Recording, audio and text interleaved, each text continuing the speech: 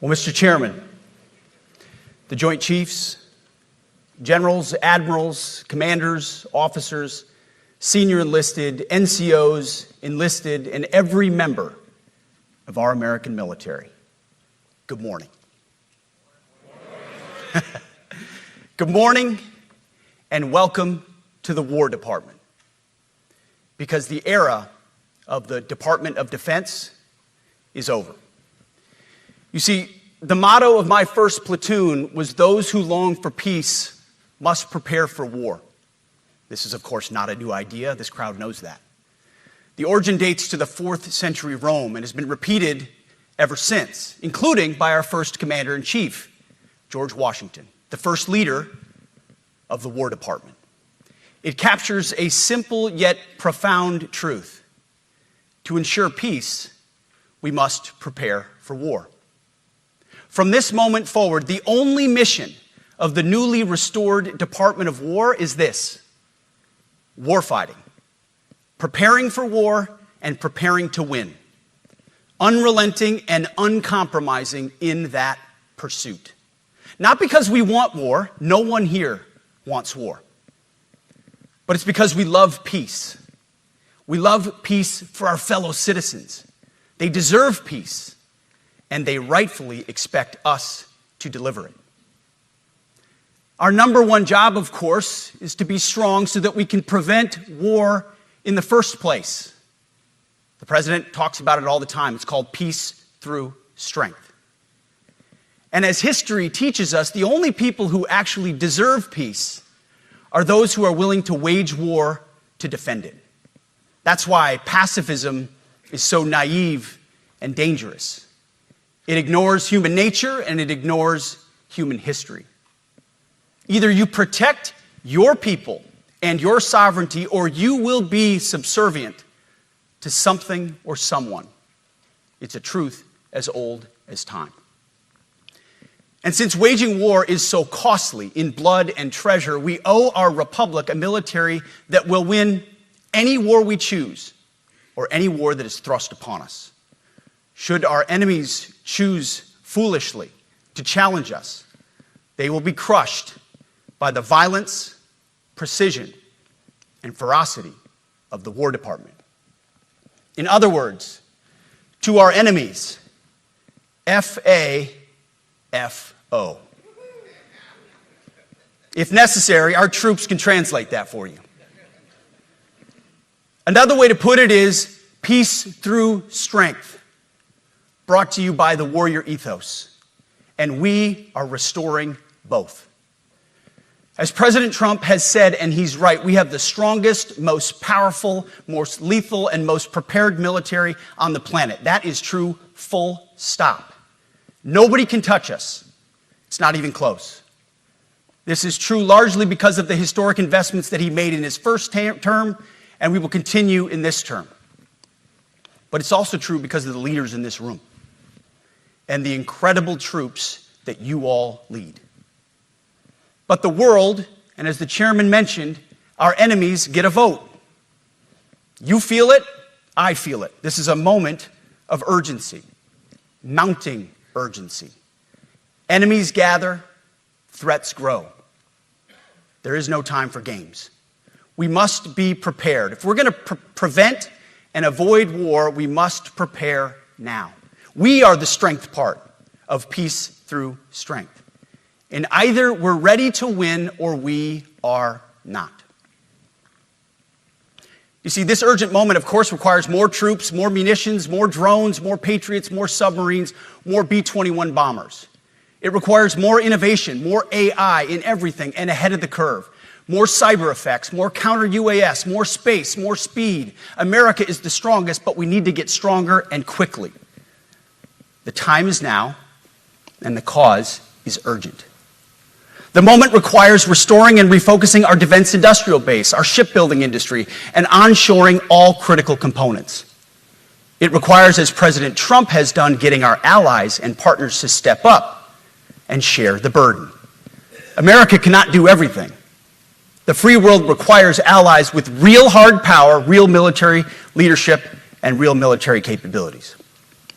The War Department is tackling and prioritizing all of these things. And I'll be giving a speech next month that'll showcase the speed, innovation, and generational acquisition reforms we are undertaking urgently. Likewise, the nature of the threats we face in our hemisphere and in deterring China is another speech for another day, coming soon. This speech today, as I drink my coffee, this speech today is about people, and it's about culture.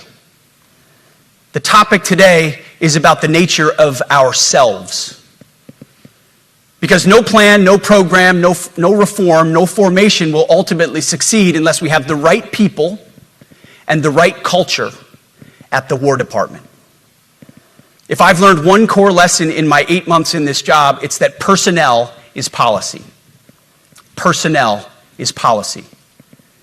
The best way to take care of troops is to give them good leaders committed to the warfighting culture of the department. Not perfect leaders, good leaders. Competent, qualified, professional, agile, aggressive, innovative, risk-taking, apolitical, faithful to their oath and to the Constitution. Eugene Sledge, in his World War II memoir, wrote, quote, "War is brutish, inglorious, and a terrible waste. Combat leaves an indelible mark on those who are forced to endure it.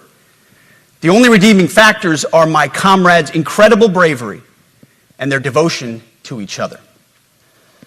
In combat, there are thousands of variables, as I learned in Iraq and Afghanistan, and as so many of you did in so many more places. Leaders can only control about 3 of them. You control how well you're trained, mostly how well you're equipped, and the last variable is how well you lead. After that, you're unknown.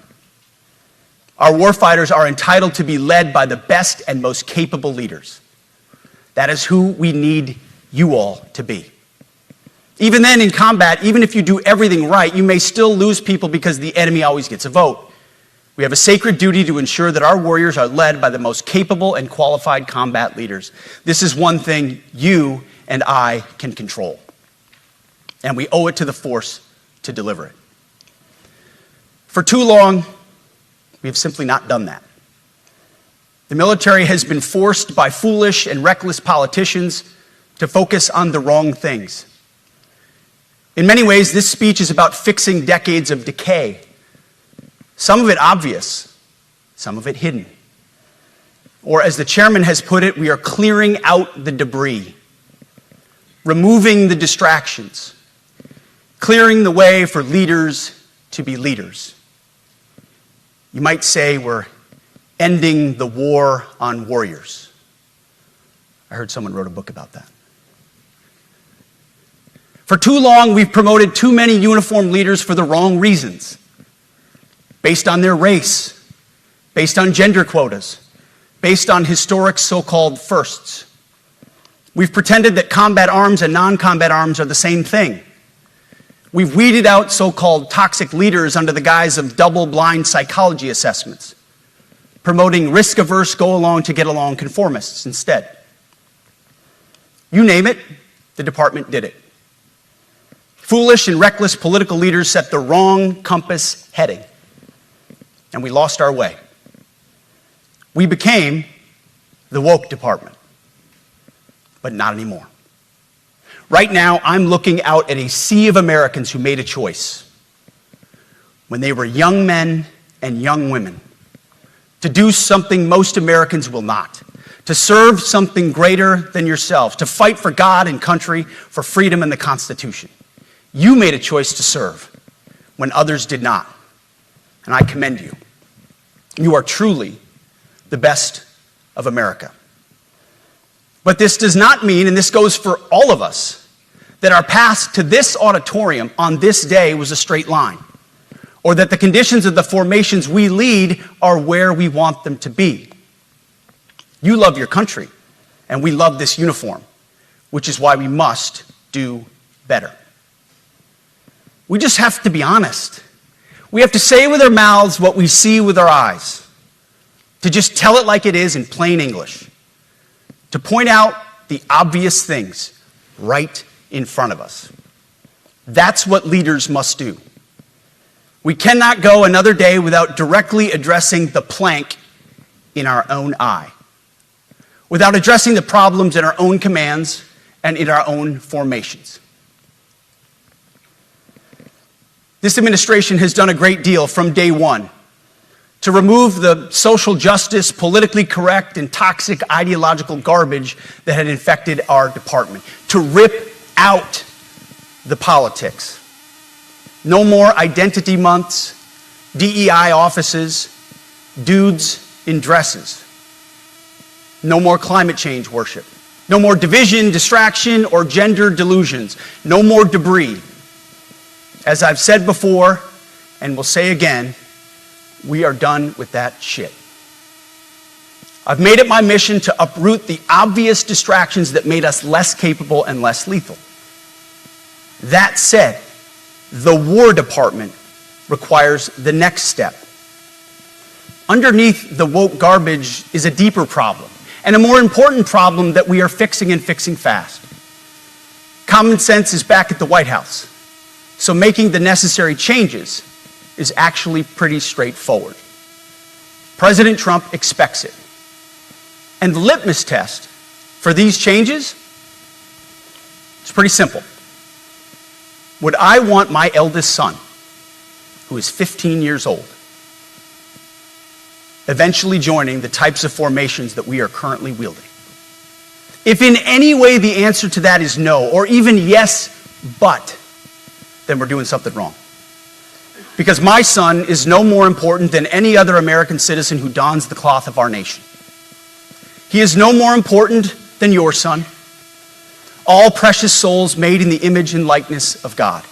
Every parent deserves to know that their son or their daughter that joins our ranks is entering exactly the kind of unit that the Secretary of War would want his son to join. Think of it as the golden rule test. Jesus said, "Do unto others that which you would have done unto yourself." It's the ultimate simplifying test of truth. The new War Department golden rule is this: do unto your unit as you would have done unto your own child's unit. Would you want him serving with fat or unfit or undertrained troops? Or alongside people who can't meet basic standards? Or in a unit where standards were lowered so certain types of troops could make it in? In a unit where leaders were promoted for reasons other than merit, performance, and warfighting? The answer is not just no, it's hell no. This means at the War Department, first and foremost, we must restore a ruthless, dispassionate, and common sense application of standards. I don't want my son serving alongside troops who are out of shape, or in combat unit with females who can't meet the same combat arms physical standards as men, or troops who are not fully proficient on their assigned weapons, platform, or task, or under a leader who was the first, but not the best. Standards must be uniform, gender neutral, and high. If not, they're not standards. They're just suggestions. Suggestions that get our sons and daughters killed. When it comes to combat arms units, and there are many different stripes across our joint force, if not, they're not standards. They're just suggestions.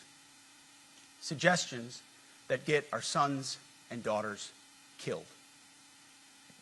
When it comes to combat arms units, and there are many different stripes across our joint force, the era of politically correct, overly sensitive, don't hurt anyone's feelings leadership ends right now.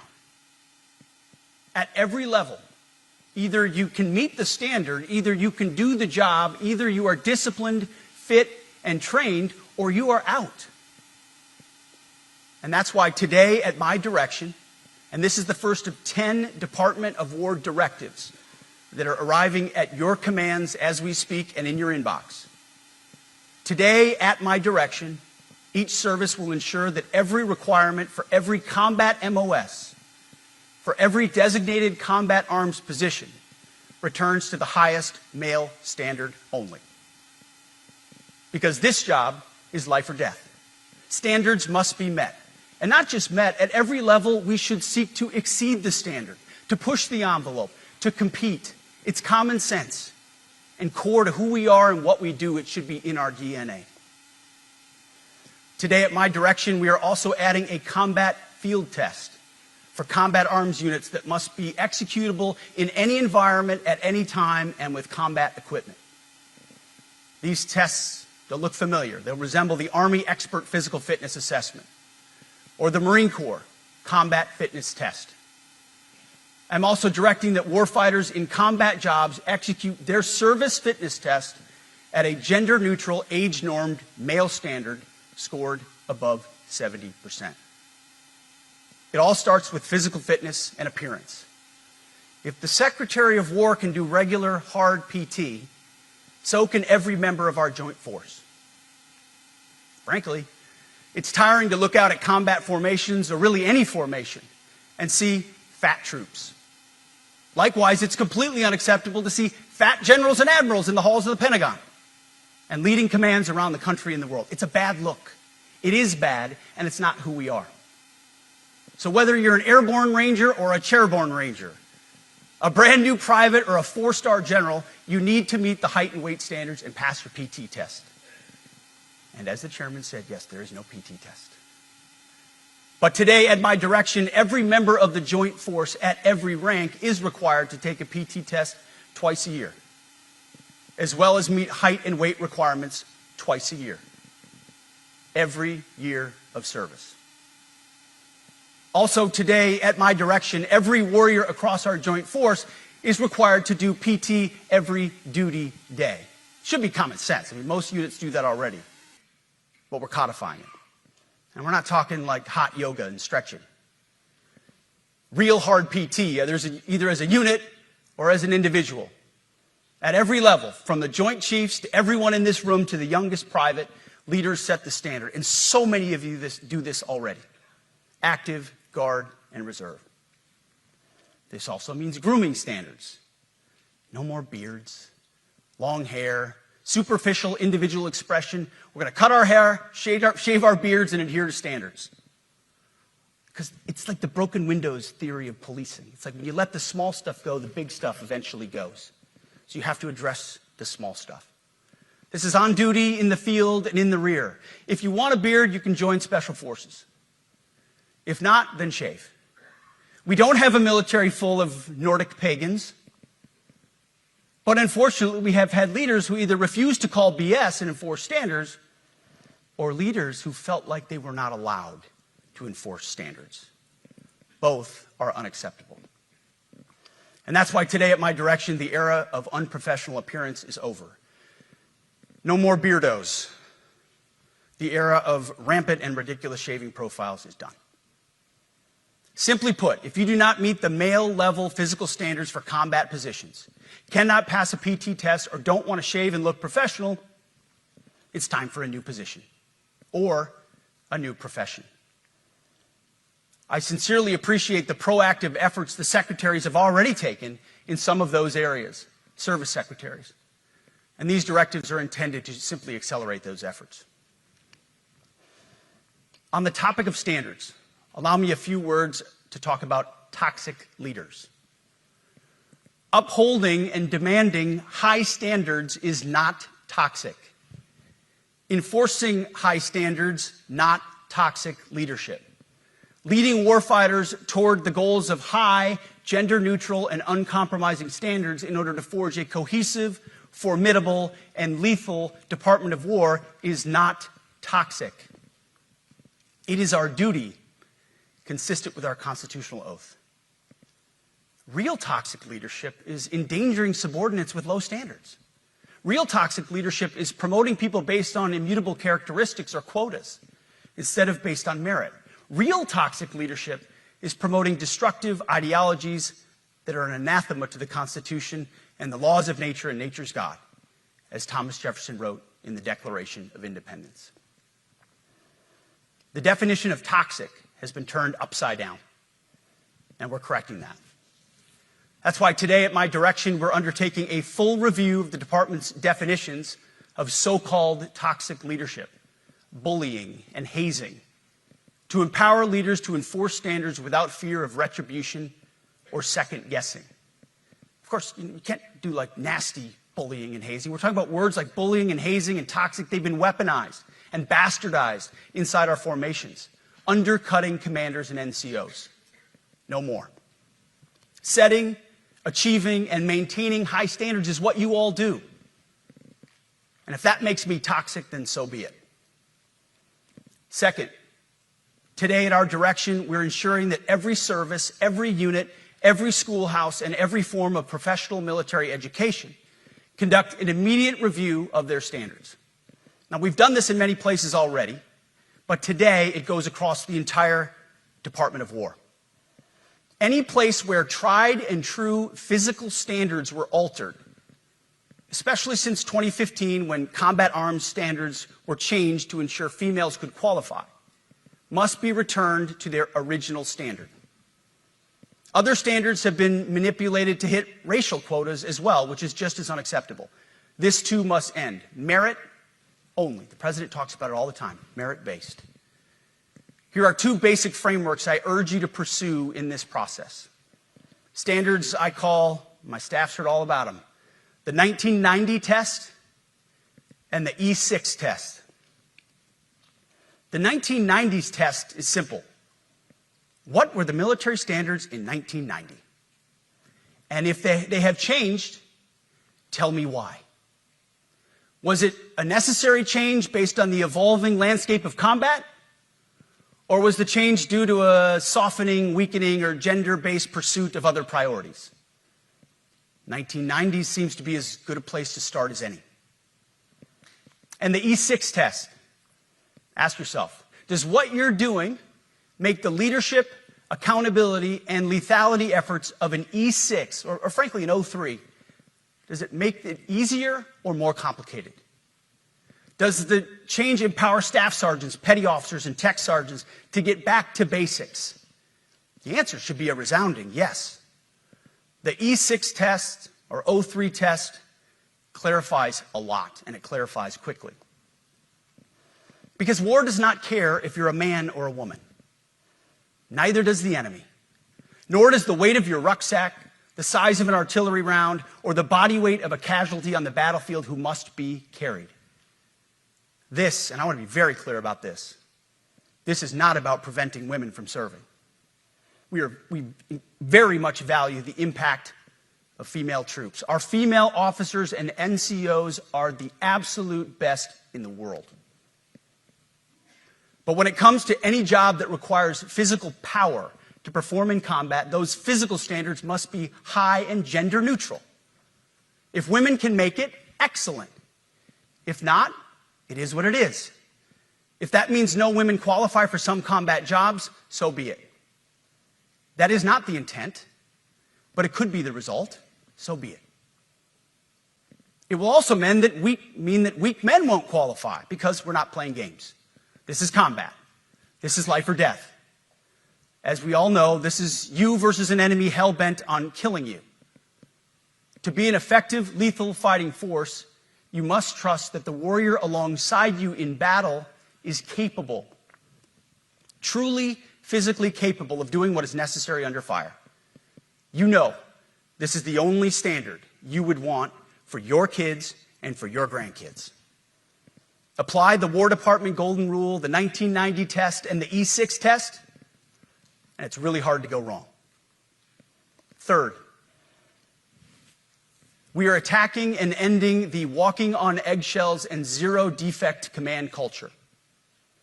A risk-averse culture means officers execute not to lose instead of to win. A risk-averse culture means NCOs are not empowered to enforce standards. Commanders and NCOs don't take necessary risks or make tough adjustments for fear of rocking the boat or making mistakes. A blemish-free record is what peacetime leaders covet the most, which is the worst of all incentives. We, as senior leaders, need to end the poisonous culture of risk aversion and empower our NCOs at all levels to enforce standards. Truth be told, for the most part, we don't need new standards. We just need to reestablish a culture where enforcing standards is possible. And that's why today, at my direction, I'm issuing new policies that will overhaul the IG, EO, and MEO processes. I call it the No More Walking on Eggshells policy. We are liberating commanders and NCOs. We are liberating you. We are overhauling an inspector general process, the IG, that has been weaponized, putting complainers, ideologues, and poor performers in the driver's seat. We're doing the same with the equal opportunity and military equal opportunity policies, the EO and MEO at our department. No more frivolous complaints, no more anonymous complaints, no more repeat complainants, no more smearing reputations, no more endless waiting, no more legal limbo, no more sidetracking careers, no more walking on eggshells. Of course, being a racist has been illegal in our formations since 1948. The same goes for sexual harassment. Both are wrong and illegal. Those kinds of infractions will be ruthlessly enforced. But telling someone to shave or get a haircut or to get in shape or to fix their uniform or to show up on time or to work hard, that's exactly the kind of discrimination we want. We are not civilians. You are not civilians. You are set apart for a distinct purpose. So we, as a department, need to stop acting and thinking like civilians and get back to basics and put the power back in the hands of commanders and NCOs. Commanders and NCOs who make life and death decisions. Commanders and NCOs who enforce standards and ensure readiness. Commanders and NCOs who, in this War Department, have to look in the mirror and have to pass the golden rule test. My kids, your kids, America's sons and daughters. So I urge you all here today and those watching, take this guidance and run with it. The core of this speech is the 10 directives we're announcing today. They were written for you, for Army leadership, for Navy leadership, for Marine Corps leadership, for Air Force leadership, Space Force leadership. These directives are designed to take the monkey off your back and put you, the leadership, back in the driver's seat. Move out with urgency because we have your back. I have your back. And the Commander-in-Chief has your back. And when we give you this guidance, we know mistakes will be made. It's the nature of leadership. But you should not pay for earnest mistakes for your entire career. And that's why today, at my direction, we're making changes to the retention of adverse information on personnel records that will